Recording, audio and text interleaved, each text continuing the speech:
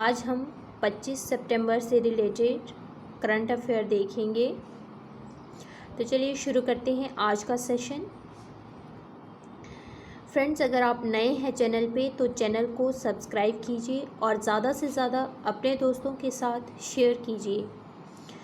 तो चलिए शुरू करते हैं आज का session. Question number 1, international day of sign languages कब मनाया जाता है? आपके ऑप्शंस हैं 21 सितंबर, 18 सितंबर, 23 सितंबर या फिर 14 सितंबर। तो इसका आंसर है सी, ये 23 सितंबर को मनाया जाता है। साथ ही रिवीजन देख सकते हैं आप, 21 सितंबर को इंटरनेशनल पीस डे मनाया जाता है और 18 सितंबर को वांस दिवस मनाया जाता है और नेशनल हिंदी दिवस 14 सितंबर को मनाया जाता है। और जो विश्व हिंदी दिवस है वो 10 जनवरी को मनाया जाता है। ओके, 23 सितंबर 2023 के लिए international day of sign languages की थीम क्या थी? A world where deaf people anywhere can sign, everywhere can sign anywhere, ये 2023 के लिए थीम थी इसकी। इसको मनाने का उद्देश्य क्या है? इसको मनाने का उद्देश्य बधिर लोगों के मानवाधिकारों की प्राप्ति की दिशा में सांकेतिक भाषा के महत्व के प्रति जागरूकता लाना, ये इसका उद्देश्य है। और इसी दिन यानी 23 सितंबर 1951 में World Federation of the Deaf WFD की स्थापना की गई थी। WFD क्या है? ये एक अंतर्राष्ट्रीय गैर लाभकारी और गैर सरकारी संगठन है। और बधिरों का जो अंतर्राष्ट्रीय सप्ताह पहली बार मनाया गया था वो 1958 में मनाया गया था। ओके, नेक्स्ट क्वेश्चन है, एडजर्नमेंट साइन डाई से क्या अभिप्राय है? ये वर्ड पॉलिटी के पॉइंट ऑफ व्यू से एग्ज़ाम के लिए महत्वपूर्ण है। ये न्यूज़ में क्यों आया था? क्योंकि अभी जो है स्पेशल सेशन था 18 से 22 सितंबर तक, तो उससे रिलेटेड ये न्यूज़ में था। तो देख लेते हैं क्या है ये। ऑप्शन ए है, आर्टिकल 85 के अनुसार राष्ट्रपति समय समय पर संसद के दोनों सदनों को बैठक के लिए बुलाएगा, या फिर संसद की बैठक को अस्थायी रूप से स्थगित करना जब सदन का पीठासीन अधिकारी अगली बैठक का समय बताए बिना सदन को अनिश्चित काल के लिए स्थगित कर देता है, या फिर इनमें से कोई भी नहीं। तो इसका आंसर होगा सी, जब सदन का पीठासीन अधिकारी अगली बैठक का समय बताए बिना सदन को अनिश्चित काल के लिए स्थगित कर देता है। अभी स्पेशल सेशन था 18 से 22 सितंबर। अब अगला सेशन कब होगा वो निश्चित तो नहीं है, इसलिए जो पीठासीन अधिकारी होता है, लोकसभा का अध्यक्ष या फिर राज्यसभा के सभापति, इनके पास ये अधिकार होता है संसद जो सदन को अनिश्चित काल के लिए स्थगित करना या फिर स्थगित करना, ये अधिकार इनके पास होता है। ओके, आपसे पेपर में ऐसे भी पूछा जा सकता है कि एडजर्नमेंट साइन डाई का जो अधिकार है वो किसके पास होता है? तो वो लोकसभा अध्यक्ष या फिर राज्यसभा के सभापति के पास होता है। पीठासीन अधिकारी, सदन का जो पीठासीन अधिकारी होता है उसके पास होता है। ओके, नेक्स्ट क्वेश्चन है, नॉर्मन ई वॉलग अवार्ड 2023 के विजेता कौन बने या फिर बनी है? आपके ऑप्शंस हैं स्वाति नायक, चेरुवयल रमन, तुलाराम उप्रेती, पटायत साहू। तो इसका आंसर होगा स्वाति नायक। ये हमने पिछली क्लास में भी देखा था। एट प्रेजेंट ये जो है इंटरनेशनल राइस रिसर्च इंस्टीट्यूट में दक्षिण एशिया की प्रमुख के रूप में कार्यरत है। इनको हमने पिछली क्लास में देखा था कि इनको इस अवार्ड के लिए चुना गया है। तो अब ये इस अवार्ड की विजेता बन चुकी है। नॉर्मन ई वॉरलॉग जो है ये में हरित क्रांति के जनक है। इनके नाम पर दिया जाता है ये एग्रीकल्चर की फील्ड में। और ये जो बाकी के नाम हैं ये अभी हाल ही में 2023 के जो पद्म पुरस्कार है 106 लोगों को दिए गए हैं। तो 106 में से 4 किसानों को दिए गए हैं एग्रीकल्चर फील्ड से रिलेटेड। तो उनमें से ये है चेरुवयल रमन, ये केरल से हैं। तुलाराम उप्रेती ये सिक्किम के हैं। और पटायत साहू ये उड़ीसा के हैं। इसके अलावा एक हिमाचल प्रदेश से हैं, नेक राम शर्मा। ओके, नेक्स्ट, हाल ही में आईटी कंपनी विप्रो की सीईओ किसको नियुक्त किया गया है?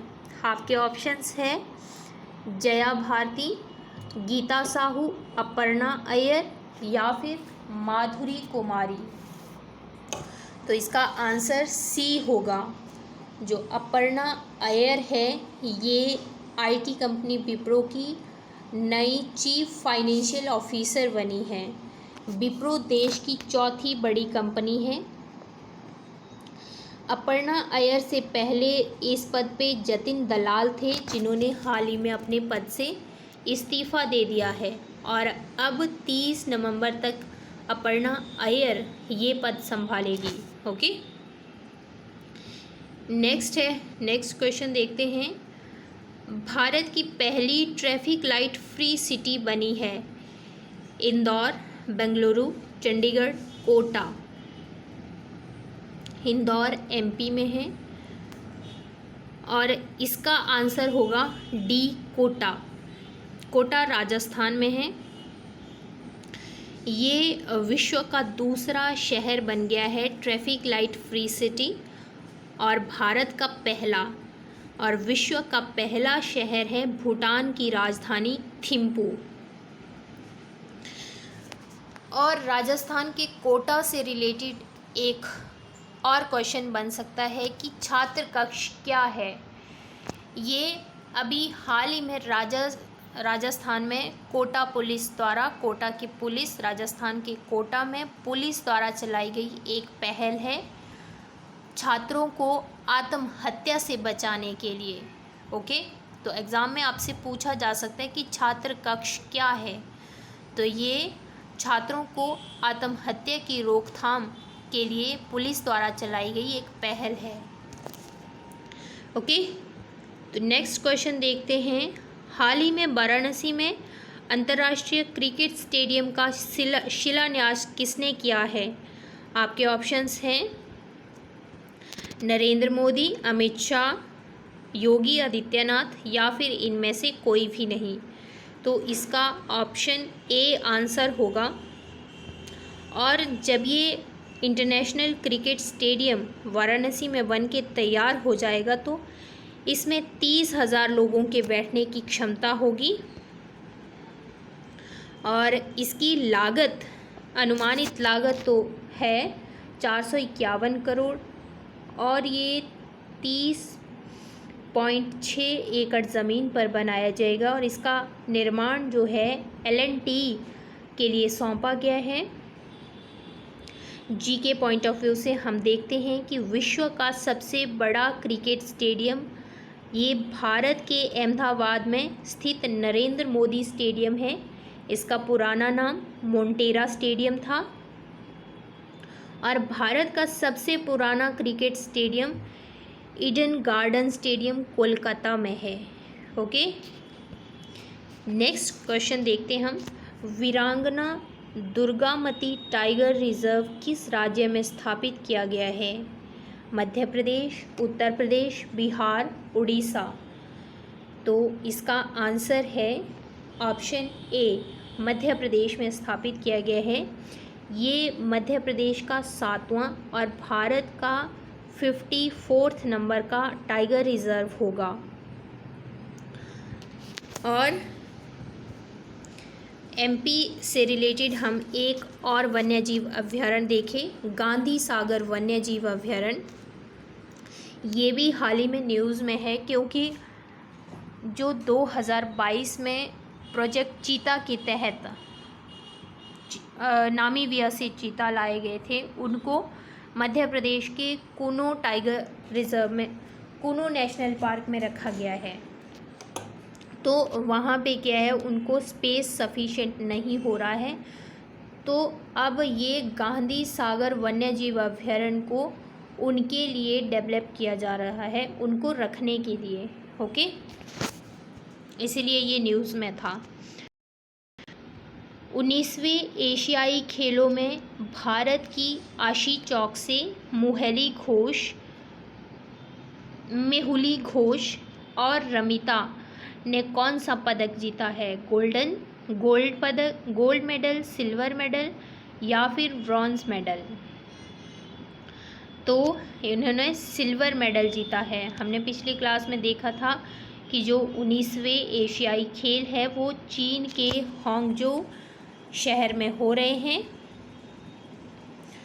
और ये जो महिलाएं हैं ये 10 मीटर एयर राइफल टीम है, और इन्होंने सिल्वर मेडल जीता है।